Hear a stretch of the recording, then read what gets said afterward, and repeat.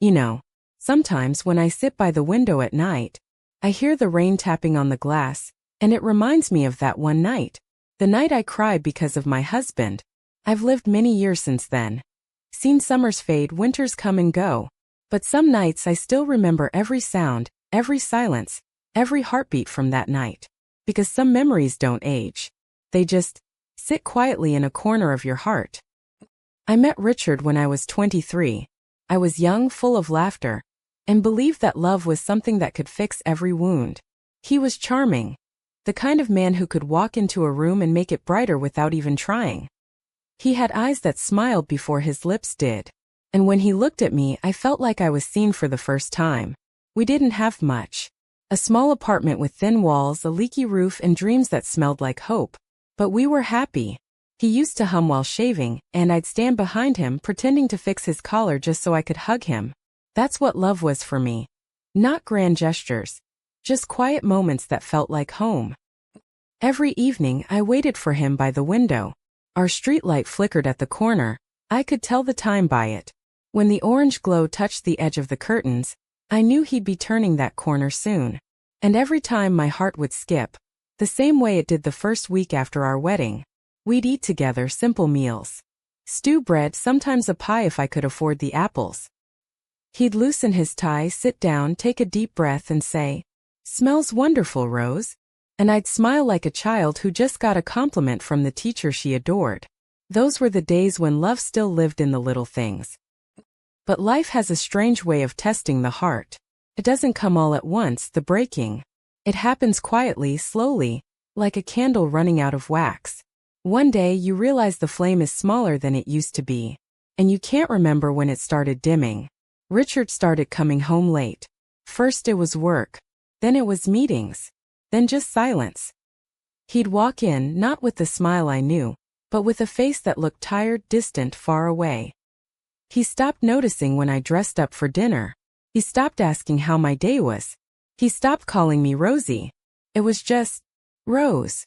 Short, cold, empty. I told myself it was just stress, that it was just a phase. But deep down, something in me started to ache.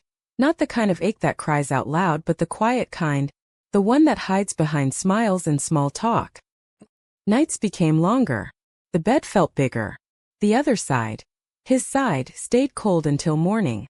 I'd cook dinner, but the food would turn cold before he came home. Sometimes I'd sit at the table and pretend he was there. I'd whisper, "You had a long day, didn't you?" Then I'd laugh softly at myself because who was I talking to? An empty chair? A memory? The loneliness was heavy.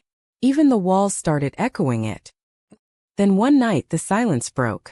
It was raining outside, soft, steady rain.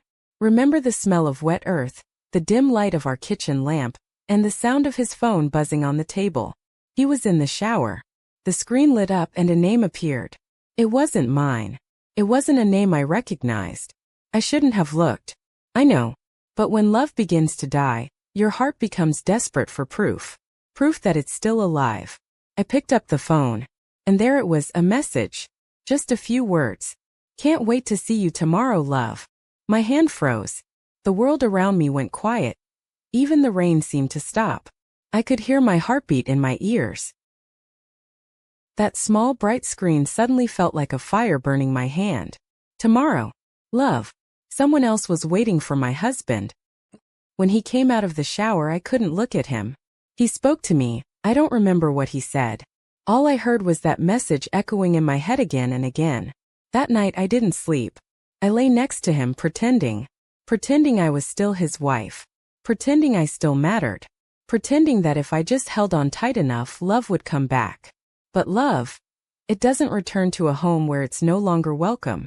The next evening I gathered my courage. He came home late, smelling of rain and a perfume that wasn't mine. I stood in the kitchen doorway and said, softly, "Who is she, Richard?" He froze. For a moment I thought he'd tell me the truth. But instead he sighed and said, "You're imagining things again, Rose. You always overthink." Overthink. That word hurt more than the lie. I looked into his eyes, the same eyes that once made me feel safe, and all I saw was distance. I felt the tears coming before I could stop them. Do you love her?" I asked. He didn't answer. He just turned away. That silence broke me more than any confession could. When he went to bed, I sat on the floor, next to our wedding photo. We looked so happy in that picture. Two young fools who believed that love could survive anything. I traced my fingers over our faces, my smile, his eyes, and I whispered, "Where did we go wrong, Richard? Was it me? Did I not love you enough?" The rain outside grew heavier. I cried quietly so he wouldn't hear. Because even when he broke my heart, I didn't want him to feel guilty. Isn't that strange? Even when love dies, we protect the one who killed it. Cried until my chest hurt. Until my tears dried on my skin. Until I was too tired to feel anything anymore. Morning came soft and gray. Richard had already left. There was a note on the table. It said, "I need some time, Rose. I'm sorry." Just that. No love. No promise to return. Just words that felt like a door closing. I sat there for hours. Then I made myself tea. Because that's what strength looks like sometimes. Doing ordinary things when your world has just fallen apart. Days turned into weeks. Weeks turned into months. The house was quieter than ever. I'd still set the table for two out of habit, and then quietly put one plate away. Sometimes I'd talk to him in my mind, telling him about my day, about the flowers I planted, about how lonely it felt to sleep alone. It was silly, but it made me feel like he was still there. Years later, I saw him again. At a park. He looked older. Not the man I remembered, but someone worn down by regret. He smiled, a small hesitant smile. And I smiled back. Because I had forgiven him long before that moment. You see, forgiveness isn't about saying what they did was okay. It's about freeing yourself from carrying that pain forever. I didn't forgive him because he asked. I forgave him because my heart deserved peace. He sat next to me for a while talking about small things. The weather. His health. The past. And then quietly he said, "You were always too good to me, Rose." I smiled and said, "Maybe. But I loved you anyway." He looked down. There was nothing more to say. Some goodbyes are quiet, no tears, no words. Just two people realizing that love lived once. And that's enough. Now as I sit by my window at night, watching the rain fall just like it did back then, I sometimes whisper to that younger version of me, the girl who cried on the floor beside a wedding photo. I tell her, "You did your best, Rose. You loved with everything you had. And though it broke you, it also made you who you are." Love doesn't always end with forever. Sometimes it ends with growth. Sometimes it ends with strength. And sometimes it ends with peace. If you've ever cried because of someone you loved, if you've ever felt invisible beside the person who once promised to see you, please know you are not alone. Heartbreak doesn't mean you failed. It means you cared deeply. And someday your heart will smile again, not because someone fixed it, but because you learned to love yourself the way they couldn't. That night, the night I cried because of my husband, was the night I learned that sometimes losing someone is the only way to find yourself again. Good night, my dear ones. This was Nana Rose.